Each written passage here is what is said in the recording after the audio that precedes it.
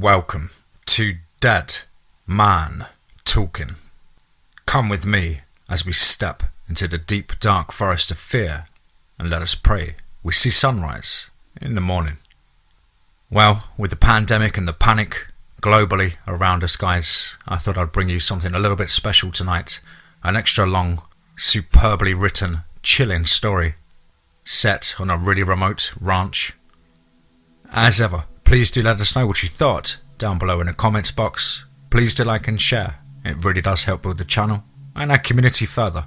And why not hashtag TeamFEAR. Huge thank you to the author, Killblade, for this one. I know they spent over 2 weeks writing this, so I hope you guys enjoy this as much as us. And so, with that aside, let's get into tonight's story, entitled I was alone during my stay at the ranch. Everything changed when the knocking started. Let's get straight into that. It wasn't the job that made me dial the phone number. It was the woman's massive breast that did. Great profile picture, I thought. The name on the ad was Elizabeth S. The post read, need a ranch/house caretaker for 2 weeks. Responsibilities are pet feeding, lawn care and plant care. Pay is negotiable. It seemed like a pretty decent job, similar to jobs in the past that had paid somewhere between $800 to $1,000 a week.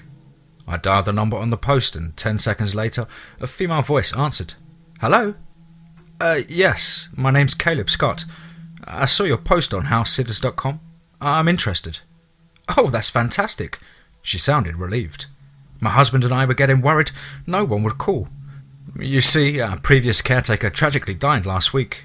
Unfortunately, we are now needing someone to take his place. Are you good with that? Yes, ma'am. I'm okay with that. How long will you need me? I asked. As I stated in the ad, we'll need you for about 2 weeks, at least until we can find someone permanent. How does $3,000 for 2 weeks sound? I was extremely surprised at the price she gave. I didn't even haggle with her. Well, that sounds great. All right then.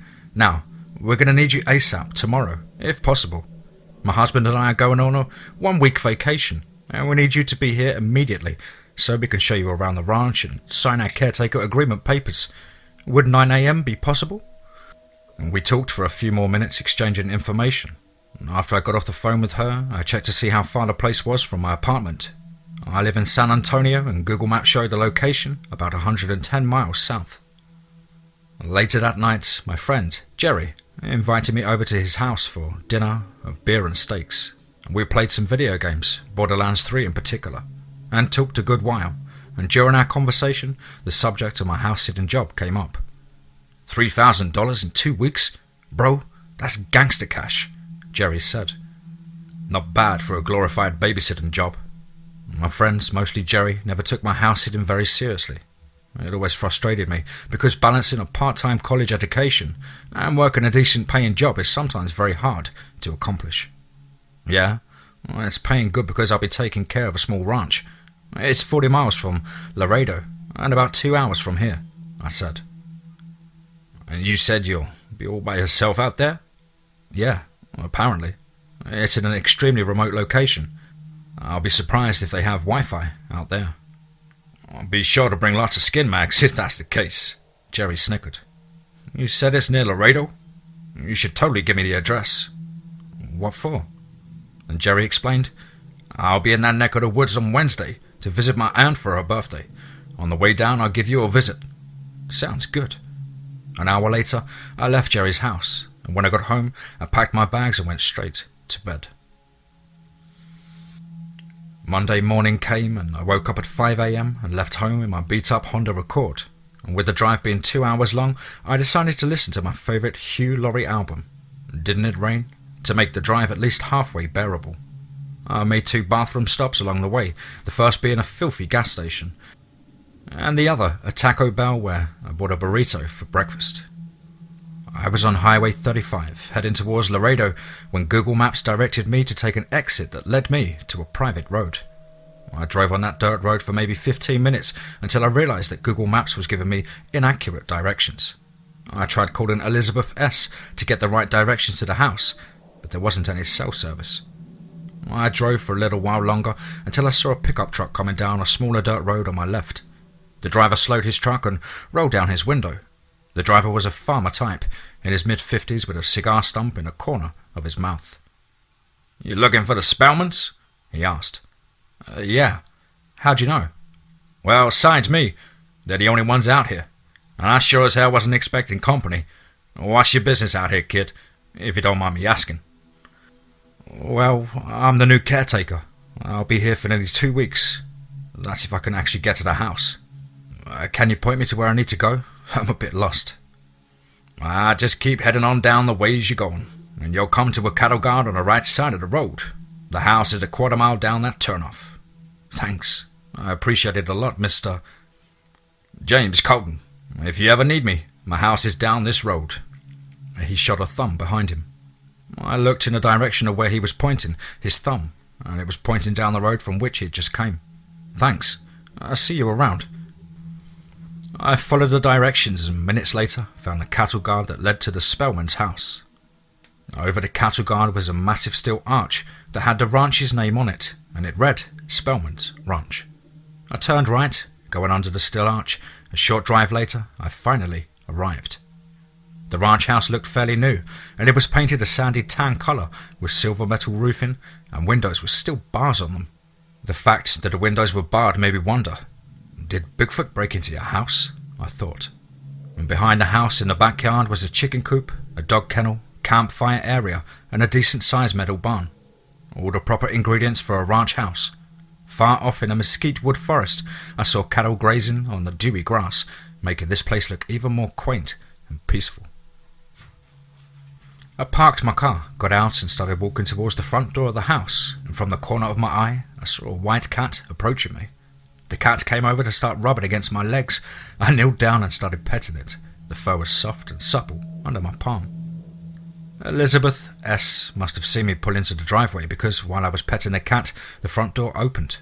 The woman with the massive breasts on the profile picture stood in the doorway. "Well, I see that Sophie and you are already friends." Her smile was welcoming. "Caleb, right?" "Yes, Caleb Scott. You must be Mrs. Spellman." And we shook hands.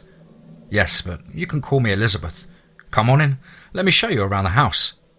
She showed me the living room, kitchen, hallway, bathroom, and also gave me a short tour of the backyard. The house was marvellous. Whoever designed it knew exactly what they were doing. The last thing she showed me was the master bedroom, which was upstairs. And when we entered the room, Mr. Spellman was busy packing his bags. "Good morning, son." He put his hand out so I could shake it. "George Spellman. And I see that you've already met my wife, Elizabeth." I shook his hand. It was hard and calloused, a rancher's hand. "Nice to finally meet you, Mr. Spellman. I'm Caleb."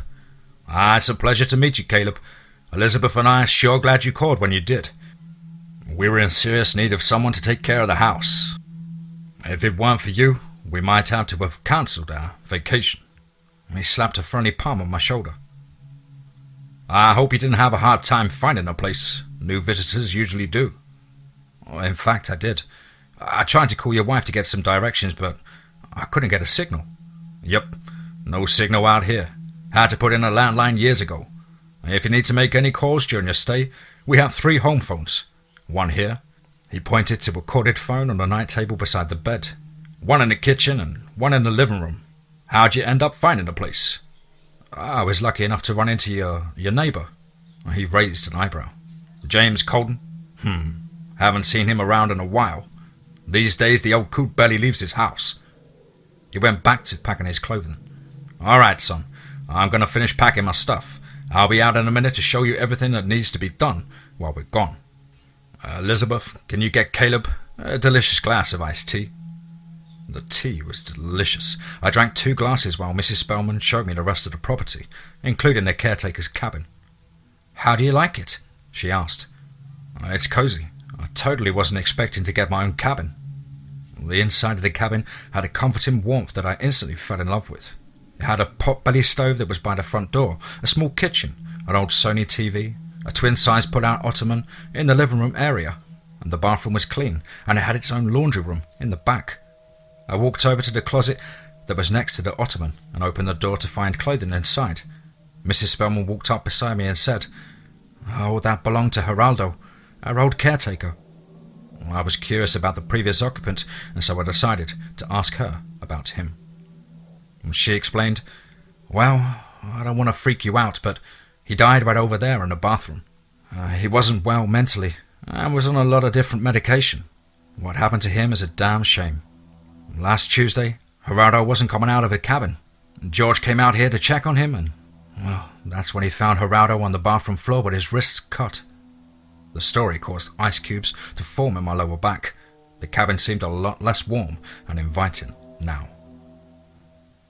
A few weeks before his death, I could tell Geraldo wasn't stable. Sometimes I'd catch him talking to himself, along with other abnormal things. He told me that he'd started seeing things that weren't there, and he said he kept hearing strange sounds at night. He kept talking about knocking, the knocking. Apparently, the knocking was driving him crazy." "What do you mean? Like someone knocking at the door?" I asked. "Yes, but it wasn't me or my husband knocking, that's for sure. It's either he hallucinated the knocking or it was an illegal immigrant trying to find water in the middle of the night." "Did you notice the bars on our windows?" I nodded, and she continued. "About a month ago, our house was broken into. Whoever broke in stole some food and some of my husband's clothes. After that incident, we immediately had bars installed on the windows. I'm just glad they didn't break in while we were home. George definitely would have shot them with his shotgun." The front door to the caretaker's cabin opened and we both turned around to see Mr. Spellman coming inside. "I see you started a grand tour without me," he said with a grin. "What do you think, son?" "The ranch is beautiful. I think I'm going to enjoy my stay here." "Good. I hope you do." He then glanced at his wristwatch and said, 11:30, babe. If we want to catch the plane, we need to leave the next 40 minutes. Why don't you go put your bags in the car while I show Caleb how to work the feeders?"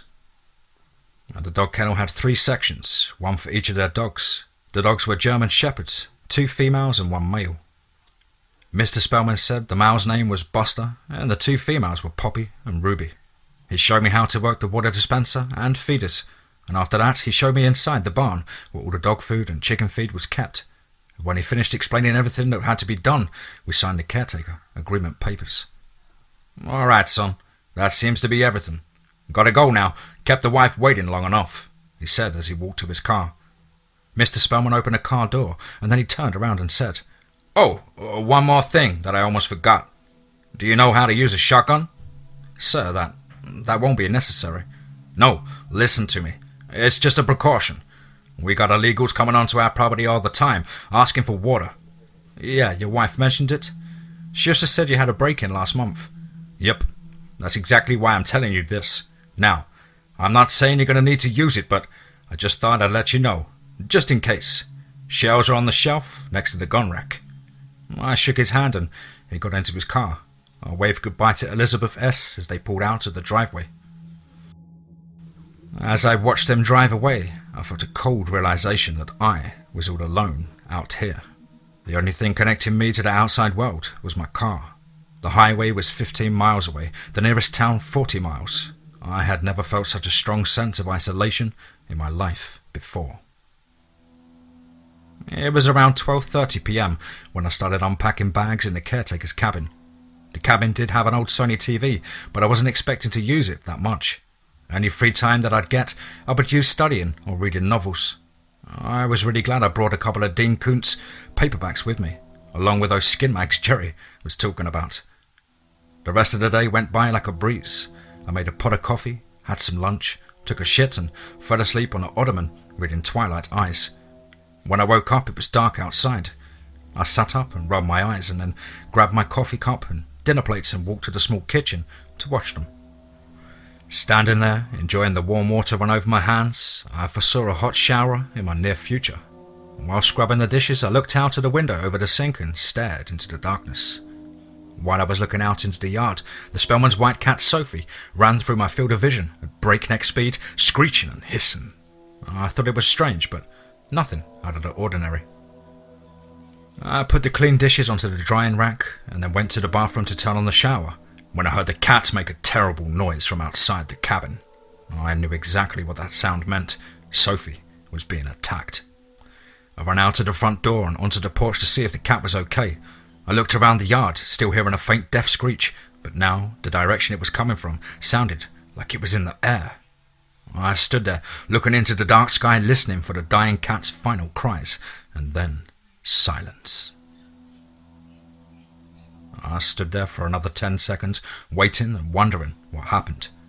When I turned to go back inside, the cat's lifeless body dropped from the night sky, bursting on impact from the belly, spilling blood and organs on the wood porch of the cabin. "Holy shit!" I said in fear and confusion. Her white fur was speckled in red, with the saddest sight I'd ever seen. Minutes ago she'd been alive and frisky, and now she was a picture of death and dismay. Coming up with the most logical explanation I could at the time, I told myself that it was probably a hawk or some other large bird that swooped down to take the cat as prey, and losing its grip dropped the cat in midair. I got a towel from the bathroom, scooped Sophie in it, and proceeded to clean the blood off the porch. After that, I got a shovel from the barn and dug a hole 20 yards away from the cabin. After the hole was dug, I went back to get Sophie's body and container of coffee grounds. I put Sophie in the hole and sprinkled the coffee grounds over her body to keep the other animals from digging up her carcass. And while I put the dirt back into the hole, the sound of the tree branches broke in the distance. I looked out into the dark mesquite wood forest. It felt like something was out there, watching me.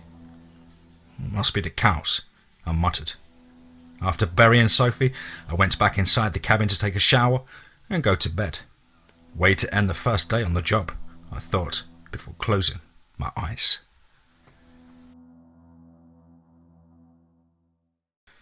Tuesday morning, I had 3 cups of coffee and made 3 eggs and a couple of strips of bacon for breakfast. After that, I did all of my chores, harvested chicken eggs, fed the shepherds, cleared some brush from the fence surrounding the property, and checked both the cattle. I ate lunch at 1 p.m. and did some studying in the cabin. Hours later, around dusk, I found Sophie's grave dug back up. The coffee grounds obviously didn't work. Goddamn coyotes. I dreaded the inevitable conversation I was going to have with the Spellmans about their beloved cat. I filled the hole back up with dirt and went back inside the cabin to eat dinner, read a book, and go to bed. That night, I had a nightmare where I was lost in the wilderness. In the dream, it felt like I had been walking for hours. I had no shoes on my feet, and my feet were bloody. This dream was extremely weird for the reason that I could smell a terrible odour. I don't know about anyone else, but I've never been able to smell things in my dreams before. Eventually, I found where the terrible odour was coming from. Up ahead was a group of buzzards swarming a dead carcass. When I got closer, the birds flew away to reveal. I woke up. I propped myself up on my elbows and looked around in the darkness of the cabin. Was that knocking part of my dream? I thought. I laid my head back on the pillow to go back to sleep when... Shit, not a dream. I had never felt such a strong feeling of fear in my life, and at that moment I wished that I had Mr. Spellman's shotgun. Silence, and then... At this point, I was wide awake and scared shitless. I waited and listened, staring at the cabin's front door for what felt like an eternity. Eventually, I heard something happen outside. Slow, quiet footsteps walking off the porch. I nearly shit my pants because now I knew for certain somebody was out there. Quietly, I got out of bed. While crouching, I tiptoed to the front window. I moved the curtains to see the porch, but there was no one there. And then I had a frightening thought. What if they went behind the cabin to get through the laundry room door? And sure enough, the handle to the back door leading to the laundry room rattled. Like a frightened child, I grabbed the house keys off the dresser, unlocked the cabin's front door, and ran to the Spellman's house. Not enough time to grab clothing, I ran outside in my underwear. Reaching the house, I unlocked the front door and ran up to the master bedroom for the shotgun. I stayed in there for the rest of the night, cradling the shotgun like a girlfriend I never had. Luckily, I was very familiar with shotguns, Mossbergs in particular. When I was in middle school, my dad took me to skeet shooting competitions to compete against other kids my age. Sitting there on the master bedroom floor, I realised it had been years since I had ever held a shotgun. Unfortunately, I still knew how to operate it. Wednesday morning came. I walked out of the Spellman's house in my underwear, pointing the shotgun in front of me. and slowly I made it to the cabin. Opening the door, I found that there was an undeniable evidence that someone broke in. Cabinets were open, my wallet had been ruffled through, my car keys were gone, clothes were thrown on the floor, and the smell. I was really upset that my car keys were gone, not because I couldn't use my car, but because they had a Scooby-Doo keychain on them that my deceased mother gave to me when I was 10 years old. The door leading into the laundry room was closed. The terrible odour was definitely coming from there. While walking to the laundry room floor, fear struck my chest like a cold shower. I put my hand on the doorknob to open it and counted my breath. 1, 2, 3. I found Sophie's lifeless body lying chilly on the tile floor. Sleeping in the cabin wasn't an option for me anymore. Hell, staying at the ranch wasn't an option anymore. I went into the Spellman's kitchen to make a phone call, but couldn't get a dial tone. Shit, I said while slamming the phone back onto the receiver. I went into the living room to try the phone in there. No dial tone. I tried the one in the master bedroom. Same thing, no tone. As much as I didn't want to admit it to myself, the truth was that I was alone and helpless, practically out in the middle of nowhere on a ranch with no way to contact the police or the ability to leave in my car. After an hour of thinking the situation over, I decided what must be done. I needed to walk to James Colton's house, the Spellman's neighbour, and use his phone to call the police or have him drive me to the police station. And there was no way that I would wait until the Spellmans got back.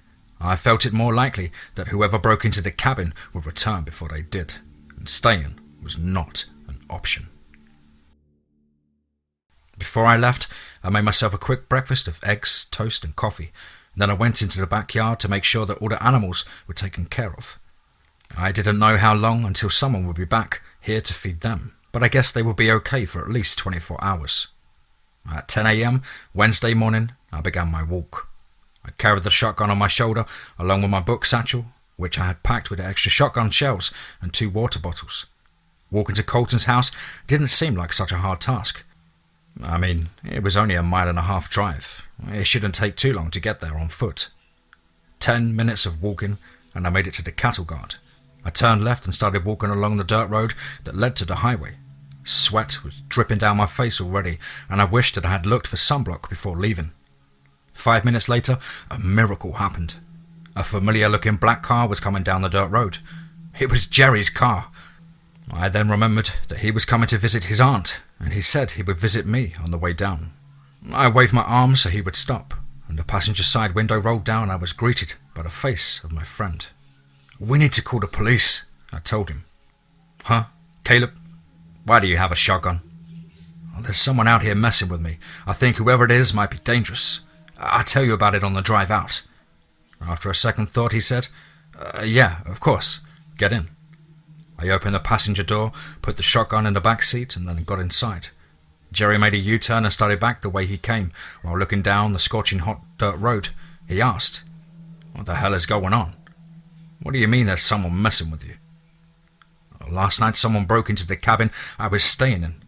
They left the owner's dead cat inside the laundry room. This morning I found my wallet ruffled through and my car keys are gone." "Why haven't you called the police yet?" "I couldn't. The phones aren't working. I think the landline might be cut." We were coming up on the right turn, the one that led to James Colton's place. "Turn here. There's a house down that way. I'd like to warn the owner." Jerry nodded and turned right down the road. The house, which looked more like a shack, was visible from the main dirt road, and I could already see the massive pile of scrap metal that was in the front yard. There were old busted tires, beat-to-hell lawnmowers, tin roofing, what looked like a broken-down children's swing set, and a shit-ton of other metal scraps that I couldn't make out. The house itself was a small wooden building that looked like it had gone through a world war, missing shingles, busted wall panels, and a broken front window. Mr. Colton's truck was parked with a nose practically touching the front porch. Jerry pulled into the driveway and put the car in park. "Stay here. I'll go knock on the door," I said. "All right, make it quick." I opened the car door and got out, and while walking to the front door of the house, I stepped and almost tripped over a hunk of metal. I looked down to find that it was a brass doorknob. Turning it over in my hand, I could see that the knob was broken beyond repair. I looked at it for a second, and then it dawned on me. The front door. I dropped the brass knob and looked at the front door of the house. It was in a closed position, but the place where the knob used to be was busted in. I ran to the door to inspect it, looking a bit closer. I could see that it looked like the knob was pulled directly out of the door. "Holy shit," I said. Feeling a bit uneasy, I decided to get Jerry to help me investigate the inside of the house. Once he saw me walking towards the car, he rolled down the window. "The place looks like it's been broken into, and the knob has been torn out the door. How is that even possible?" "Was that what you were holding? Dude, we need to get out of here." "No, we should check to see if Mr. Colton is alright. Please, you need to come with me. 2 is always better than 1. Jerry gave me an annoyed look and said, "Alright, but at the first sign of trouble, we get the hell out of here." He got out the car and walked with me to the front porch. I didn't see a reason to knock. There was obviously something wrong here. "Mr. Colton, it's Caleb, the Spellman's new caretaker. We met on Monday morning, remember?" No answer. I looked at Jerry and he shrugged. I looked down to where the doorknob used to be and then reached out to open the door. Putting my hand on a massive hole, I hesitated for a second, dreading what I might find on the other side of the door. There was a massive creaking sound from the hinges. It made an echo that made the hair on the back of my neck stand up like an unwanted erection. We stepped into the house at the same time, into what looked like the living room. There was an old TV with a VHS player, a nasty-looking rug, and a couch with the foam stuffing bursting out of the stitching. "Mr. Colton?" I asked. Silence. "Come on, dude. Let's get the hell out of here," Jerry told me. At that moment, he legitimately sounded like a frightened little kid. "No, we need to make sure he's okay." "Shouldn't the cops do that?" He had a point, but I didn't let that stop me from continuing to look around for Mr. Colton, who could have been seriously hurt or even worse. And if so, I needed to help him. "Just stay here. I'm going to go check in there." I pointed at the open doorframe adjacent to the living room. Slowly and quietly, I walked to the doorframe. It was 5 paces in front of me and to my right. I couldn't see directly into the doorway, but I guessed it was most likely the kitchen because I was able to see tile flooring and what looked like the side of a refrigerator. "Mr. Colton?" I peeked around the corner of the doorway and found exactly what I was looking for, just not in the way I would have liked. Mr. Colton's body was hung upside down. His legs were tied to a ceiling fan with a chain. His mouth was open, and there was a pool of saliva on the floor where his tongue was hanging out. He was barefoot. His feet were purple from being tied to the fan. Other than his feet, he looked alive. Whenever he died, it wasn't long before. It didn't take an expert to tell the cause of death. The evidence was right there in front of me. Both of his wrists had been cut lengthwise. I turned away from the dreadful sight in the kitchen and looked back into the living room at Jerry. Our eyes met and he said, "What's the matter? You find something?" I then lurched forward and vomited. Yellow egg yolks and black coffee stained the already filthy carpet. Recovering from the ejection of my breakfast, I wiped my mouth. While bent over, hands still on my knees, I looked up at Jerry and said, "Let's get the fuck out of here." We ran out of that dreadful place, piled back into the car. We then drove straight to the police station. When we got there, both of us notified the sheriff. While the police were looking into the situation, I called the Spellmans to tell them everything that had happened. Jerry and I were questioned by the sheriff, while a deputy wrote stuff down. It was very important to show them the agreement papers that I signed, so I wouldn't be accused of the very thing I was reporting. The sheriff spoke to the Spellmans on the phone and they confirmed that I was hired to take care of the ranch. Jerry wasn't questioned for long. He didn't have much to say about what happened, mostly because he didn't see the body. 2 deputies were sent to check out Mr. Colton's house. Hours later, around 6 p.m., the sheriff informed us that there wasn't a body, not even evidence of one. "What the hell do you mean there isn't a body?" I couldn't believe what I was hearing. "Just that, there isn't one. Y'all trying to play some kind of prank?" the sheriff asked. "No, absolutely not. Why would I want to play a prank on you? You saw the agreement papers I signed. You even talked to the Spellmans yourself. I'm supposed to be there right now working. Why the hell would I waste my time putting a prank on you?" I was getting kind of pissed, The day had been way too long and way too stressful. It was starting to show. Whoa, whoa, whoa. The sheriff raised his hands in a defensive motion. Please, sir, calm down. If you're telling the truth, then you must be pretty highly strung right now. I get that. It's most likely that you're probably not lying. I just wanted to see how you'd respond to the question. I took a deep breath and apologized. The sheriff went on to say, as I said, there wasn't a body or any evidence of one. I mean, my deputy didn't even find this Colden guy's truck. But the doorknob?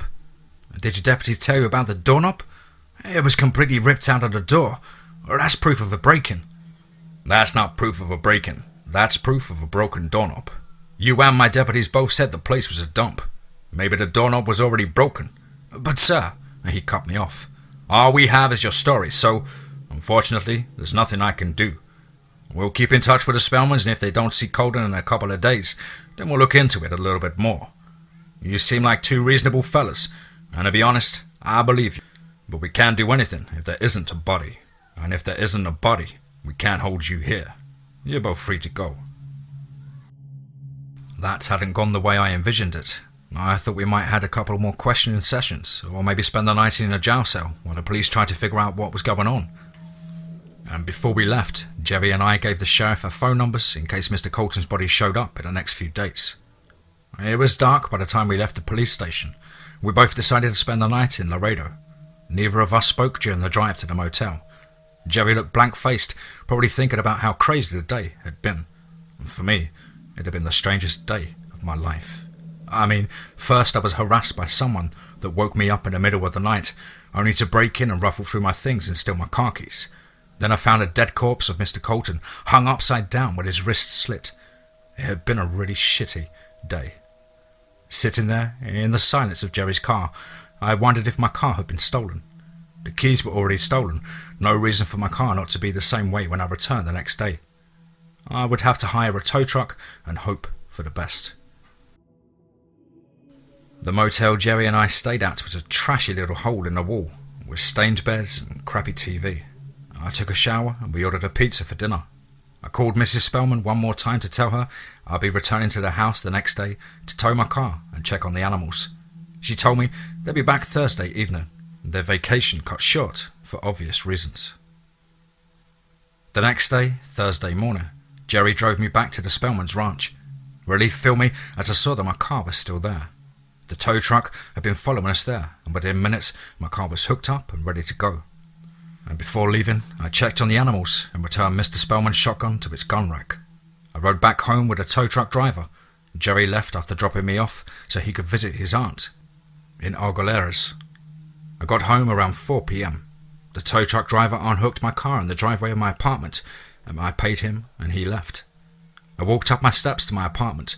Mail and a couple of packages were on the doorstep.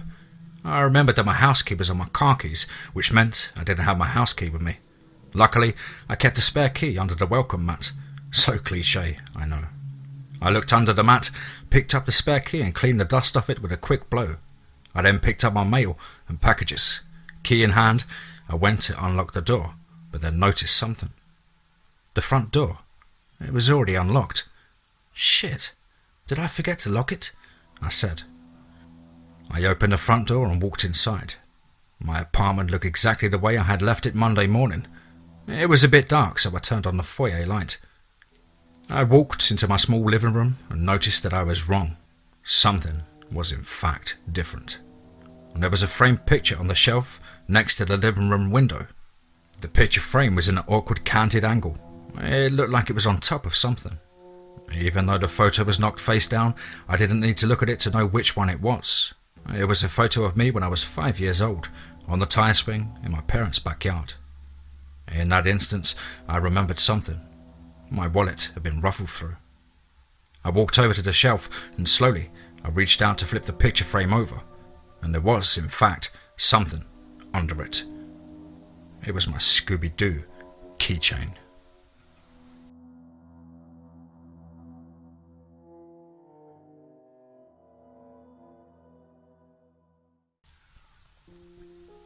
Wow, wow, wow, wow.